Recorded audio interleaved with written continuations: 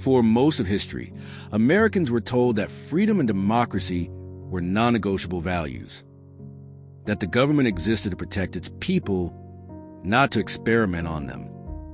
But there was a period in U.S. history when fear quietly replaced ethics, and secrecy replaced accountability. This story is not about war on foreign soil. It is about what happened inside the United States to ordinary people without their knowledge. After World War II, the world changed overnight. Nuclear weapons had ended the war, but they had also created a new kind of fear. The Cold War had begun, and the United States believed it was locked in a psychological battle with its rivals. Leaders feared that enemy nations had discovered ways to control the human mind. What if soldiers could be programmed? What if prisoners could be forced to confess? What if free will itself could be broken? In this atmosphere of paranoia, a secret program was born. It was hidden behind layers of classification, false paperwork, and national security claims. Its purpose was simple, but terrifying: to see whether the human mind could be controlled. The program was run by the Central Intelligence Agency. It became known internally as MKUltra. Beginning in the early 1950s, hundreds of experiments were approved, universities were funded, hospitals were involved, research labs received secret grants. Many of the scientists working on these projects were never told who was truly paying them. And most importantly, the people being tested were rarely told the truth. Some participants believed they were receiving treatment for mental illness. Others thought they were part of harmless research studies. Some did not even know they were participants at all. One of the most commonly used substances was LSD, a powerful hallucinogenic drug that was still poorly understood at the time. Researchers wanted to know what would happen if it was given in large doses, small doses, repeatedly, or without warning. In some cases, people were given LSD during therapy sessions without being informed. In other cases, individuals were dosed in public places and secretly observed from nearby rooms. There were safe houses set up in major cities. People were lured inside under false pretenses. Drinks were spiked. Conversations were monitored. Behavior was recorded. The goal was not treatment. It was observation. What happens when reality breaks? The experiments did not stop with drugs. There were trials involving sleep deprivation that lasted days. Sensory deprivation chambers where participants were cut off from sound and light. Hypnosis combined with chemical substances. Psychological stress tests that pushed people to their limits.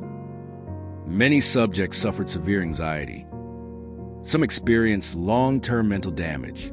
Others lost their ability to distinguish reality from hallucination. And then there were cases that ended in tragedy. One government scientist attended a retreat with colleagues without his knowledge. He was given LSD. Days later, he suffered a mental breakdown. Soon after, he died under mysterious circumstances. For years, his family was told his death was an accident. The truth would not emerge until decades later. As the years passed, the program grew larger, not smaller. By the 1960s, MKUltra had expanded into dozens of sub-projects. Oversight was minimal. Ethical. Review boards were ignored or bypassed. Why? Because fear had convinced decision-makers that the ends justified the means. If nations were developing mind control techniques, the United States believed it could not afford to fall behind, even if that meant sacrificing its own citizens' rights. The experiments continued until something unexpected happened. The truth began to leak. In the early 1970s, journalists started asking questions. Whistleblowers came forward. Congressional investigators demanded answers. When lawmakers began investigating intelligence agencies, MKUltra finally came into the light. Or at least part of it did, before full investigations could begin.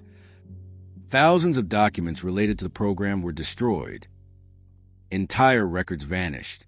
Evidence was lost forever. What survived were fragments, memos, financial records, testimony from victims, even with incomplete information. What was revealed shocked the nation. Americans learned that their government had conducted secret experiments on its own people. That consent had been ignored. That lives had been damaged in the name of national security. New laws were proposed. Oversight was increased. But for many victims, justice came too late. Some had spent decades struggling with mental health problems they never understood. Others had lost jobs, relationships, and trust in institutions that were supposed to protect them. In the 1990s, the government publicly acknowledged parts of what had happened. Apologies were issued. Responsibility was admitted, but many questions remain unanswered. How many people were truly affected? How many experiments were never documented? And how many ethical lines were crossed without accountability? MKUltra was officially ended, but its legacy did not disappear. It changed how Americans viewed power. It reshaped laws around human experimentation, and it left behind a warning that still matters today. Democracies are not immune to abuse. Power does not always protect truth, and secrecy, when left unchecked, can turn fear into cruelty. This story is not told to spread fear. It is told to remember, because history does not repeat itself exactly.